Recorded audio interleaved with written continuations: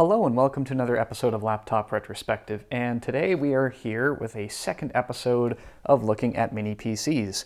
And it would be a mistake not to talk about at least one ThinkCentre. So the ThinkCentre is essentially the desktop spin-off brand of ThinkPad over at Lenovo, and this is the ThinkCentre m72e Tiny. There was an m72e small form factor, but this is even smaller than that. So this is a 1 liter PC, so that means that its approximate volume is 1 liter of liquid.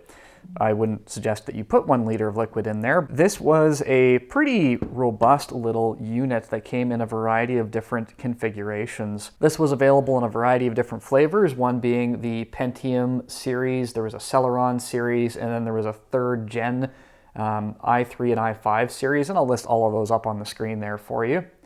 The maximum amount of RAM you could fit in one of these is 16 gigabytes or 2 sticks of 8. We'll take a look at that once we get on the inside of it. And there were 3 dedicated GPU options, 2 of them being AMD Radeons, and then 1 NVIDIA option. And those could actually drive up to 4 displays using some DisplayPort trickery.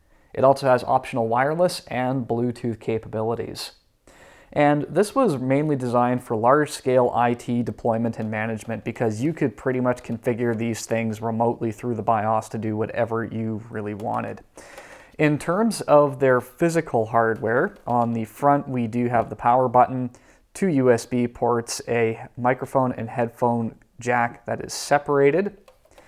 And then along the back we have power, DisplayPort, 2 USB, 1 VGA, Ethernet, an additional USB port on this model, and then there is a punch out here for the wireless antenna. Beyond that, it's very easy to open this case. You simply remove the one screw that is back here, which is conveniently located next to the Kensington lock slot, and then the whole front chassis just lifts up and off.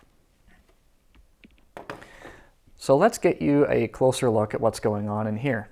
So on the inside of this very compact device, we can see a number of different things. The first is the cooling solution for the CPU.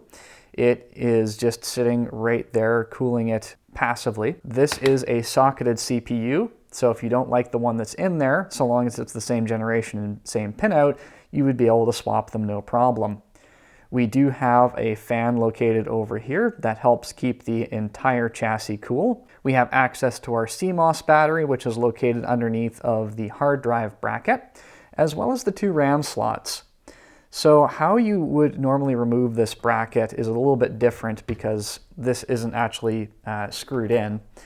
And then we have this metal bracket here, which we can remove with a few screws that gives us access to the 2 RAM slots underneath, and of course the removal of the CMOS battery if that needed to be serviced. So this is a very, very simple machine in terms of its design and how easy it would be to actually work on one of these units. If you were looking for something to use as a media PC or perhaps even a retro emulated game console, you could do a lot worse than one of these. And they can be found for about 100 Canadian dollars depending on how they're spec'd out. And just the nice compact design means that it can literally go anywhere. You can stack things on top of it and not really need to worry about the cooling because that happens through the front of the machine as well as through the back. You know, there's a lot to like in a very simple design like this. At any rate, ladies and gentlemen, that's all I really wanted to spend time on today, is just taking a look at the design of this. If you do have any questions, feel free to leave them in the comment section down below. And as always, I'll encourage you to do the big 4. Please like the video, share, subscribe, and hit that notification bell so you're notified the next time I feature a small form factor PC on this channel, and there will be more to come. Thank you so much, and I will see you next time.